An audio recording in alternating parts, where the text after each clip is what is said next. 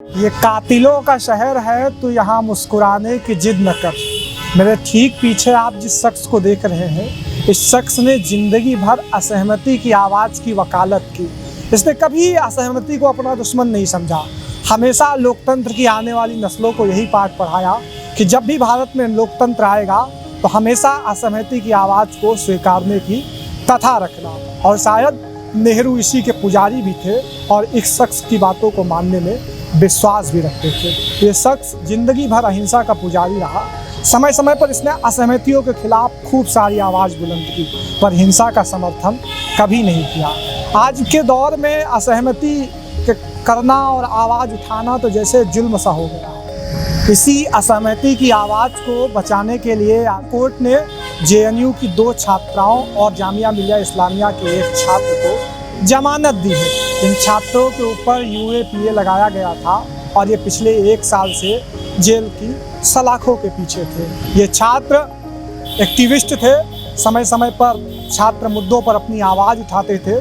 पिछले साल जब दिल्ली में दंगे हुए, उन दंगों की आगों में हजारों मासूमों की जान चली गई। सरकार का कहना था इन दंगों के पीछे इन्हीं छात्रों का हाथ था, जबकि आज न्यायालय के एक बेंच ने, जिसमें जस्टिस सिद्धार्थ मृदुल और AJ बंबानी ने ये कहा कि देश की सरकार का आज असहमति की आवाज़ को दबाने का पूरा जोर हो चुका है। आज सरकार के ऊपर न्यायालय की ये टिप्पणी कहीं न कहीं ये इंगित करती है कि देश में तानाशाही का रवैया बढ़ रहा है और आज हमें इसको विराम देने की ज़रूरत है। जिस लोकतंत्र की कल्पना भारत देश के महापुरुषों ने की थी, गांधी ने की थी, नेहरू ने की थी, आज शायद वो कहीं न कहीं उनके विचारों पर फलीता लग रहा है। इस शख्स को देखिए, इसको भारत में लौह पुरुष के नाम से जाना जाता है। नाम है सरदार वल्लभ भाई पटेल। इन्होंने 500 से ऊपर रियासतों को एक किया, लेकिन कभी किसी की असहमति को दबाया नहीं।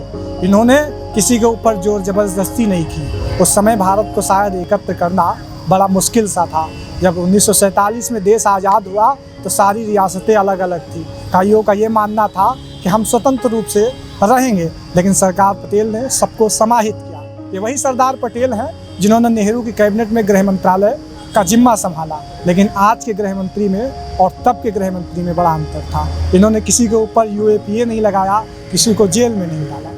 आज देश के इन महापुरुषों से सीखने की आवश्यकता है कि जो सरकारें चल रही हैं वो आखिर कैसे चल रही हैं। हाईकोर्ट ने पुलिस के द्वारा लगाए गए आरोपों पर चिंता जताते हुए नरवाल और कलिता के जमानत आदेश में ये कहा कि हम ये कहने के लिए विवश हैं कि ऐसा लगता है कि असहमति की आवाज़ की अपनी चिंता और मामले हाथ से निकल जाने की चिंता में सरकार ने विरोध के अधिकार की संवैधानिक गारंटी और आतंकी गतिविधियों के बीच की रेखा को धुंधला कर दिया है। अगर यह मानसिकता जोर पकड़ती है तो यह लोकतंत्र के लिए दुखद दिन होगा।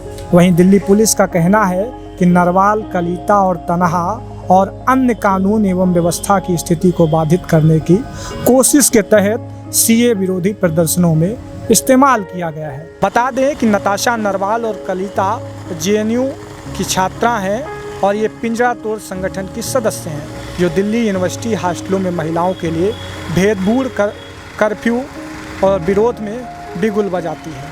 वहीं तनहा जामिया मिलिया इस्लामिया की छात्र हैं और सभी पर पुलिस ने उत्तर पूर्वी दिल्ली में फरवरी 2020 में हुए सांप्रदायिक दंगों की साजिश रचने का आरोप लगाया था।